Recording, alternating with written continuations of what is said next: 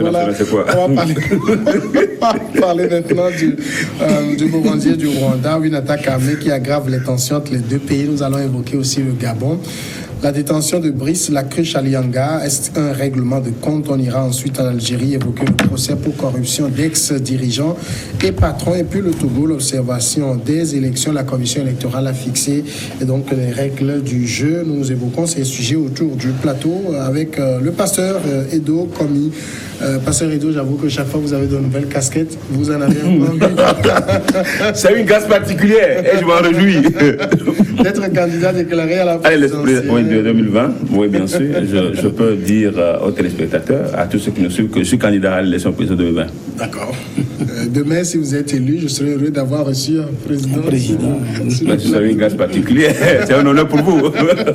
Merci d'être passé dans l'émission. Adam Adronou, Vision d'Afrique. Merci. Bonsoir, Adam. Oui, bonsoir, chers téléspectateurs et téléspectatrices. Et Dominique Alizou, je n'ai pas l'habitude de vous présenter en première partie comme ça. Non, ben, tu sais ce que je On tend vers la fin de l'année 2019, donc il faut recréer de nouvelles habitudes pour 2020. Si là, il n'y a pas de souci, je ne me plains pas non plus.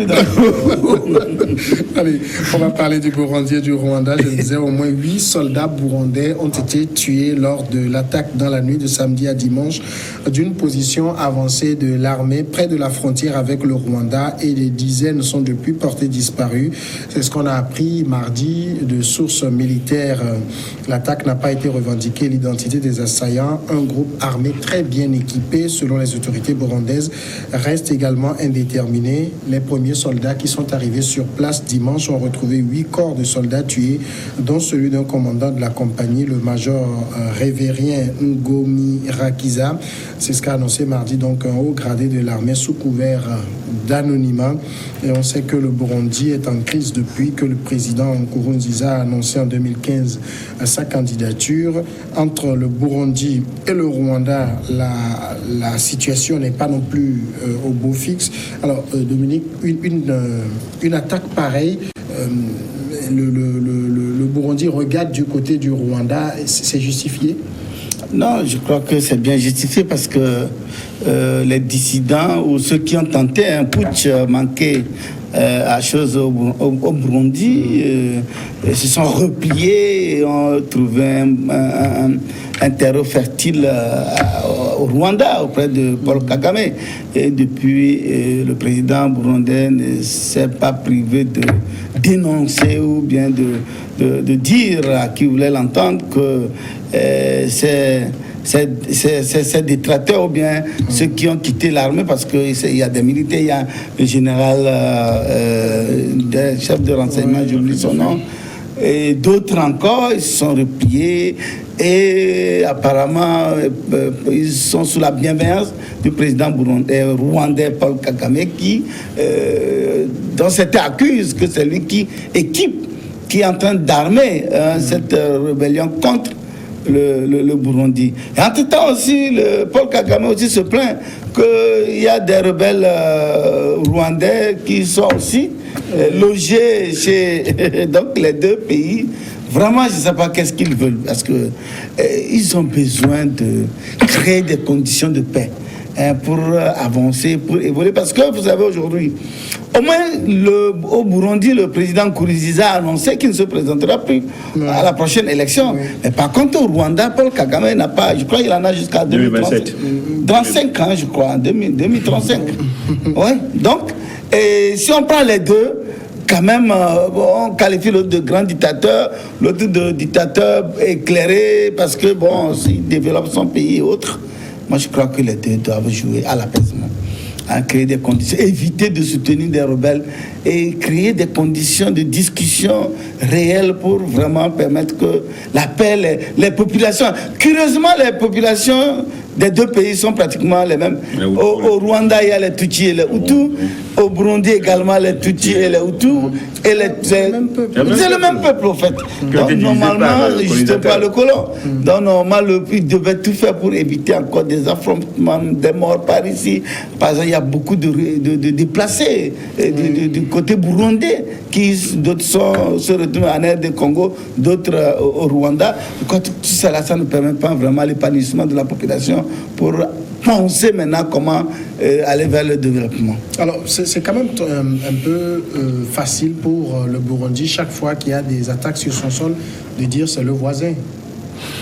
Oui, mais les deux voisins, ces deux frères, vraiment ne se comprennent pas du tout. Et surtout que depuis le putsch manqué, Paul Kagame a toujours eu des propos durs envers le Burundi, alors que les deux, aujourd'hui Dominique l'a bien dit, c'est les deux dictateurs, ben, je vois quand même que comment on l'appelle, celui du Nkurunziza, bon, puisqu'il a annoncé qu'il ne va plus se représenter, puisqu'on lui prêtait l'intention de se positionner encore quand il était en train de changer la Constitution. Tel n'est pas le cas, mais il faut attendre pour voir ce qui va se passer. Mais je crois quand même que tant que les deux pays étant les mêmes peuples, comme Dominique l'a dit, ne vont pas s'accorder sur la paix entre les deux frontières, ça va être toujours des incursions vice-versa, dans les deux sens, mutuelles.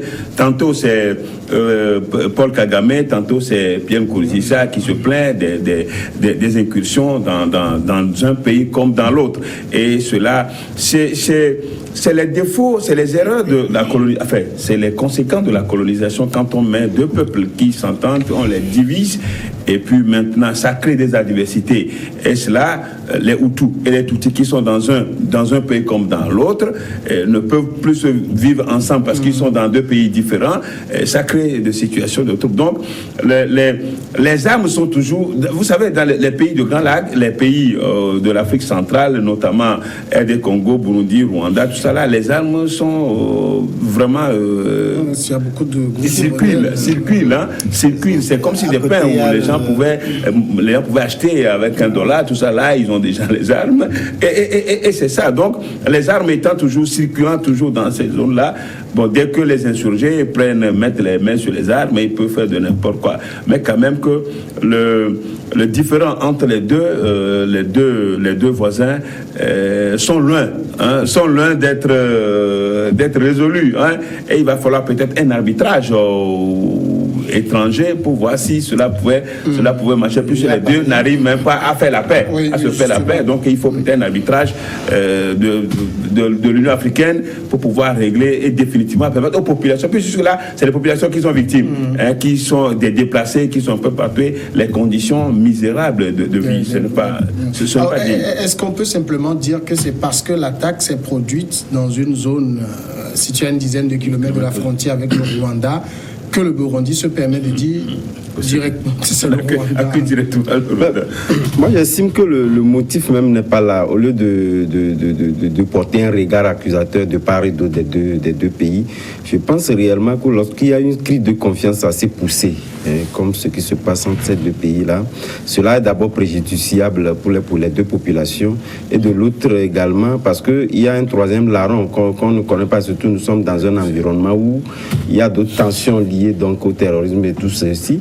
Et lorsqu'on voit un peu ces deux aspects, surtout les deux pays sont des pays qui ont connu par le passé aussi la rébellion, et aujourd'hui ça continue pas à exister. Et par rapport à cela, moi je pense que il faudrait la communauté est-africaine ou l'Union africaine puisse quand même intervenir, parce que cette tension-là, ça va toujours exister, parce que l'autre pointera toujours du doigt accusateur l'un ou l'autre pays. Mais moi j'estime que au lieu de voir le motif réel qui a donc conduit à cela, ou bien porter un doigt accusateur contre tel pays, il faudrait de toutes les façons que les deux pays s'entendent, parce que le troisième larron viendra, parce que les deux pays, surtout lorsqu'on prend au niveau du Nkurunziza Burundi, le Burundi, où cette rébellion, du fait qu'il a eu du moins ça pouvoir passer, parce que son deuxième ou troisième mandat n'était pas aussi facile à acquérir. Donc il y a d'autres, les rébellions qui attendent toujours, et par rapport à, même s'il a estimé qu'il se présenterait, puis on peut toutefois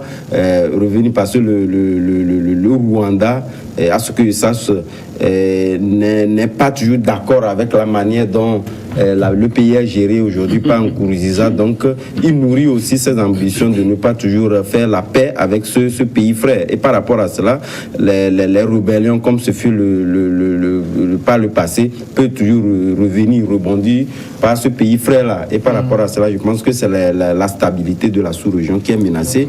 Et donc, il va de soi que cette sous-région-là puisse intervenir et réconcilier. C'est vrai que c'est difficile parce que lorsqu'on voit un peu le sujet de désaccord entre les deux pays, les sujets de désaccord, c'est tellement profond. Donc, ça fait que je pense que ce serait difficile, mais il faut quand même en arriver à trouver un motif réel pour pouvoir les concilier. Alors, si on regarde quand même de près, quel intérêt le Rwanda aurait à attaquer une position burundaise? Ouais, je vais vous schématiser l'histoire des deux pays.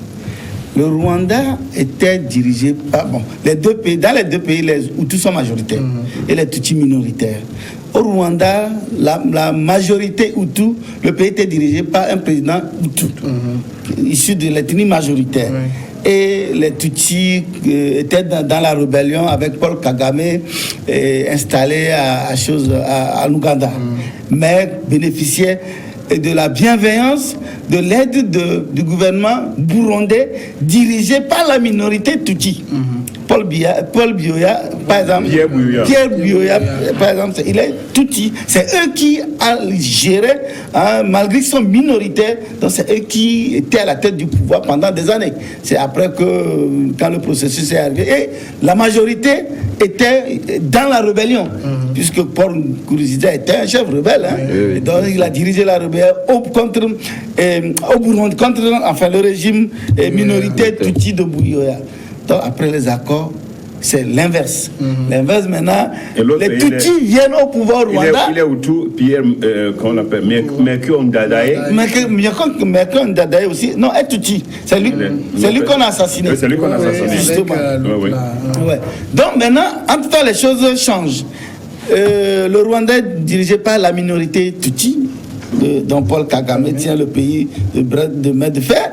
Et la majorité maintenant, Hutu, a pris le pouvoir au niveau du Burundi. Maintenant, les deux soutiennent des rébellions de part et d'autre. Puisque la minorité Tutsi voudrait avoir un autre Tutsi au Burundi. Comme ça, ils forment... je ne sais pas comment ça peut se passer. Une homogénéité. Justement, ce qui n'est pas possible. Donc aujourd'hui, les deux pays sont... Ici, il y a cette velléité ethnique qui est latente et que vraiment, c'est vraiment dommage. Je ne sais pas comment ils peuvent... Mais ce qui est quand même à relever, c'est que et si Paul Kagame organise des élections toujours frauduleuses, parce qu'il n'a jamais gagné de vraies élections, mais par contre, Nkurunziza, qui est issu de la majorité Hutu, il gagne naturellement. Le président peut aller encore 2 ou 3 fois. On va aller à la pause et on revient tout de suite après.